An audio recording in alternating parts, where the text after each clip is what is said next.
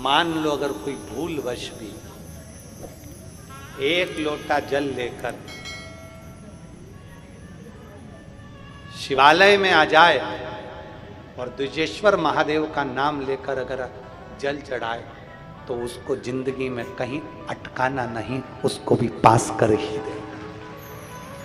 परीक्षा परिवार की हो, परीक्षा घर की हो, परीक्षा समस्या की हो, परीक्षा कोई भी हो, अगर द्विजेश्वर महादेव का नाम लेकर एक लोटा जल जो देवाधिदेव महादेव को समर्पित करता है, जिंदगी में कितना भी भारी दुख चल रहा है, आप 5 या 7 दिन रेगुलर लगातार प्रैक्टिकल करना चालू करो। भले आज से चालू कर दो। अगर बहुत भारी तकलीफ है, बहुत भारी दुख है, सामने खड़ा है कि ये तकलीफ बहुत भारी है, मिटी नहीं रही, आज से प्रैक्टिकल करना चालू करो। द्विजेश्वर महादेव का नाम लो, एक लोटा जल लो, शंकर भगवान को समझना जरा अच्छे से।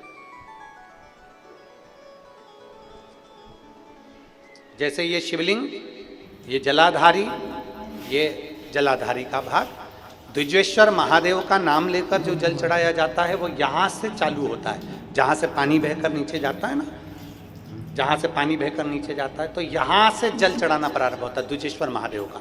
द्विजेश्वर महादेव का जल यहां से चढ़ाते चढ़ाते चारों तरफ घुमाते हुए वापिस जलाधारी पर आता है, जहां से जल अपन बह रहा है उधर, फिर वापिस आता है और सामने जहां तुम खड़े हो, चाहे इधर खड़े हो, चाहे इधर खड़े हो, चाहे इधर खड़े हो, वो जल वापिस आकर फिर इसी तरह से धार पड़ती पड़ती शंकर के शिवलिंग पर जाती है और द्विजेश्वर महादेव से प्रार्थना करी जाती है तो कैसी भी दुख की घड़ी हो, वो दुख की घड़ी टल ही जाती है, वो द्विजेश्वर महादेव।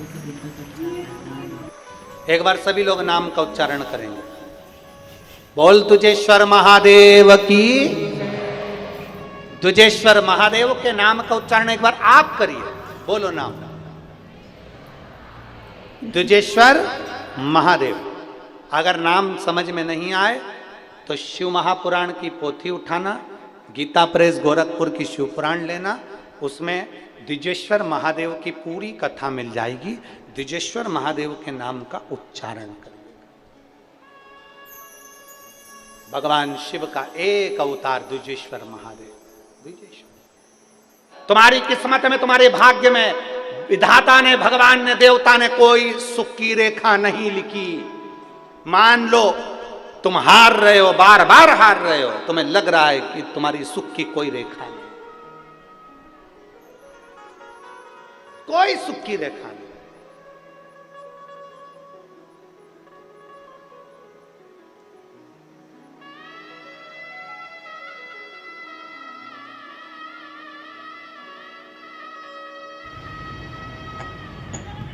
और तुम्हारे जीवन में कोई अगर सुख की रेखा नहीं है, तुम हार गए।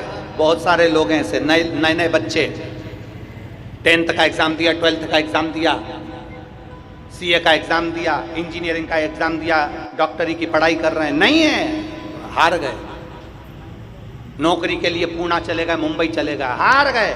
मेरी नौकरी नहीं लग रही, मेरा व्यापार नहीं चल रहा, हार गए। किसी ने कह दिया तेरी दुकान बांध दी, किसी ने कह दिया टोना कर दिया, किसी ने कह दिया नजर लग गई, किसी ने कह दिया कुछ हो गया। जब भूतों का नाथ, भूत अधिपति स्वयं मेरा महाकाल राजा तुम्हारे एक लोटा जल चढ़ा कर आते हो और पानी लाकर जब दुकान पर छींटते हो तो किसी के बाप में दम नहीं है कि तुम्हारी दुकान पर नजर लगा दे, क्योंकि भूत अधिपति महाकाल राजा वहां है।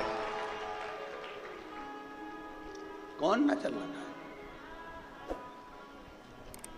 किसकी हिम्मत, किसकी सामर्थ्यता?